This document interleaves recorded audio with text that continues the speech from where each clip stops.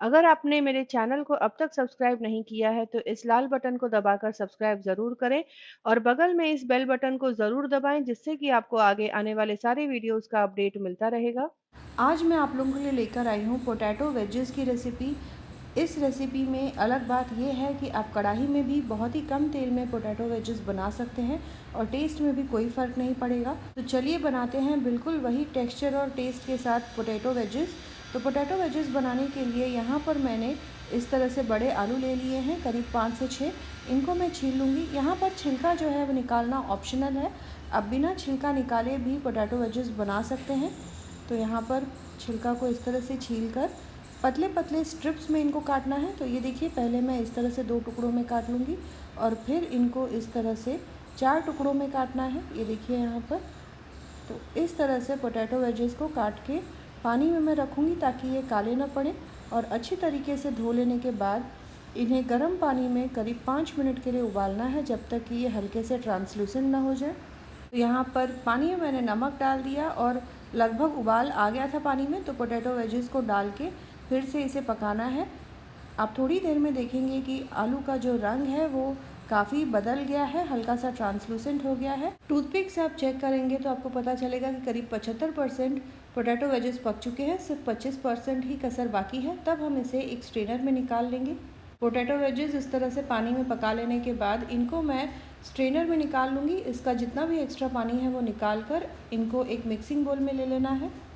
तो यहाँ पर ये देखिए, पोटैटो वेजेस में बिल्कुल भी पानी नहीं है। इनको सावधानी से एक मिक्सिंग बोल में ले लूँगी और फिर नमक डाल दूँगी स्वाद अनुसार। फ्लेवरिंग के लिए यहाँ पर मैंने ओरिगैनो सीजनिंग लिया है, जो कि पिज़्ज़ा में यूज़ होता है।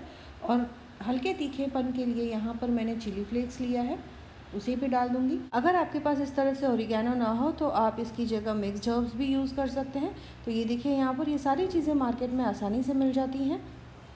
सारी चीज़ों को अच्छे से मिक्स करके करीब 5 मिनट के लिए छोड़ दूँगी ताकि आलू में ये सारे फ्लेवर्स अच्छे तरीके से एब्जॉर्ब हो जाए।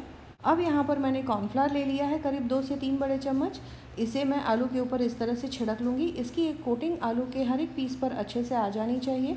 इसी के साथ थोड़ा सा गार्लिकी फ्लेवर देने के लिए 1 छोटा चम्मच लहसुन लिया है, उसे डालकर भी मैं अच्छे से मिक्स कर लूँगी।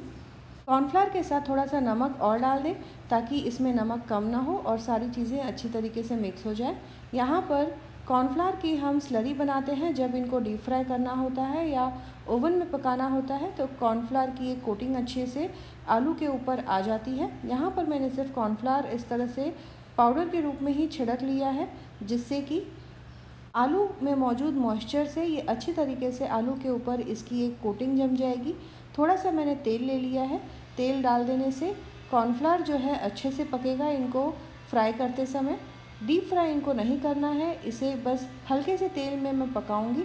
चलिए देखते हैं कैसे।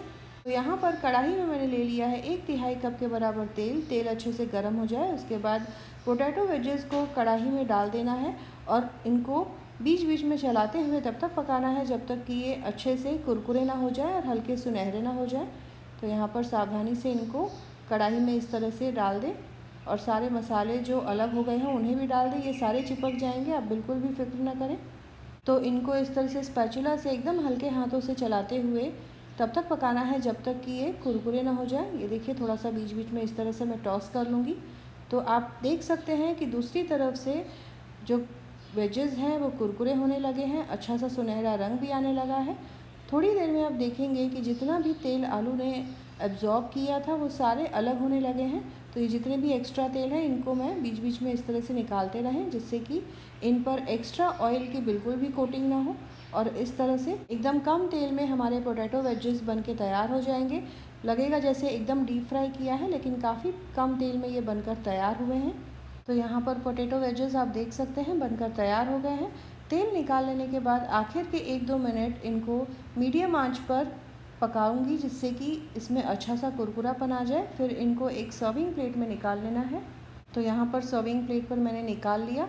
अगर आपको ट्रेडिशनल रेसिपी पोटैटो वेजेस की देखनी है तो आप ज़रूर कमेंट करें, मैं वो भी आपको बनाकर दिखाऊंगी।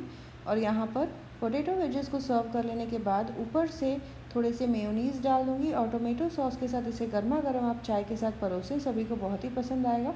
पोटैटो वेजेस बच्चों को बहुत पसंद आता है, तो उन्हें ज़रूर आप ये बनाकर खिलाएं। आप इस रेसिपी को ज़रूर ट्राई करें, कमेंट करें अपने एक्सपीरियंस के बारे में। दोस्तों और रिश्तेदारों के साथ भी इस रेसिपी को ज़रूर शेयर करें। मिलते हैं अगले एपिसोड में इसी तरह से एक और नई टेस्टी रेसिपी के साथ। Thanks for watching.